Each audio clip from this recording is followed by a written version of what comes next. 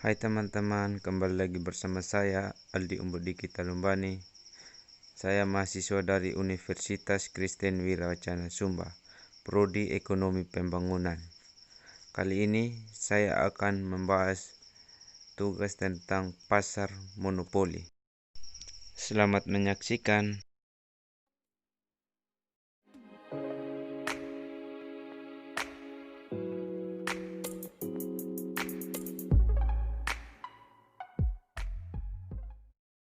Pengertian pasar monopoli adalah suatu keadaan pasar di mana hanya ada satu penjual yang dapat menguasai penawaran, sehingga tidak ada pihak lain yang menyaingi atau terdapat pure monopoli. Ciri-ciri pasar monopoli. Yang pertama, hanya ada satu penjual sebagai pengambil keputusan harga. Artinya konsumen tidak dapat memperoleh barang tersebut dari produsen lain. Yang kedua, tidak mempunyai barang pengganti yang mirip.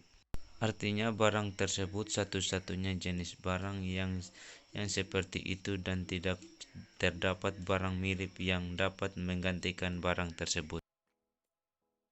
Yang ketiga, tidak terdapat kemungkinan untuk masuk ke dalam industri. Sifat ini yang merupakan sebab utama yang menimbulkan perusahaan yang mempunyai kekuasaan monopoli. Yang keempat, dapat mempengaruhi penentuan harga. Perusahaan monopoli merupakan satu-satunya penjual di dalam pasar, maka penentuan harga dapat dikuasainya. Oleh sebab itu, perusahaan monopoli dipandang sebagai penentu harga. Yang kelima, promosi iklan kurang diperlukan.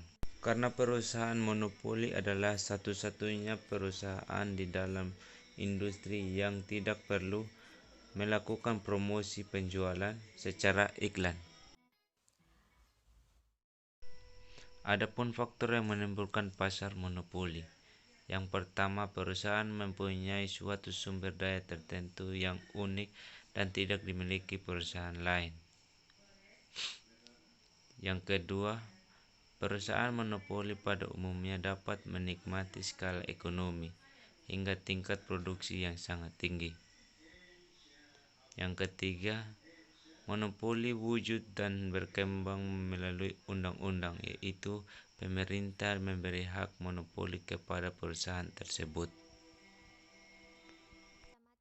Macam-macam monopoli. Yang pertama, monopoli bail. Monopoli oleh negara untuk cabang-cabang produksi yang penting bagi negara. Dan yang kedua, monopoli by nature. Monopoli yang lahir dan tumbuh secara alami karena didukung iklim dan lingkungan tertentu. Kelebihan pasar monopoli.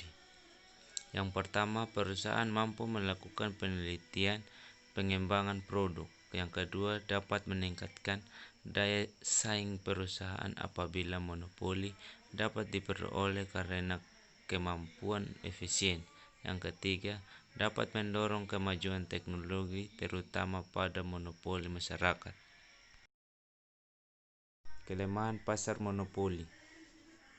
Yang pertama, perusahaan lain susah memasuki pasar monopoli sehingga pemegang monopoli terus leluasa menguasai penjualan.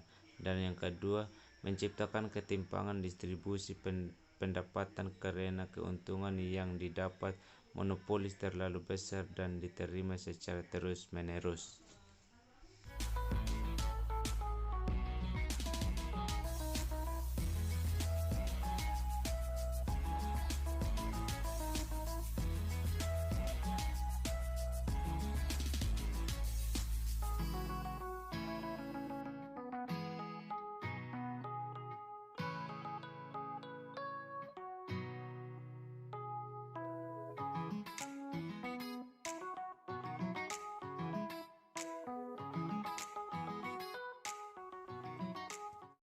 Diskriminasi harga, di mana produsen menetapkan harga yang berbeda-beda.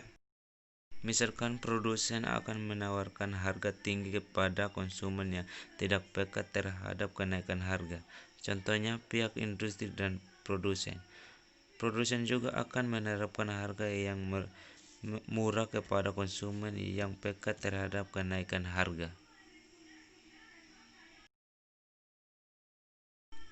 Saya akan menjelaskan salah satu contoh seperti PLN.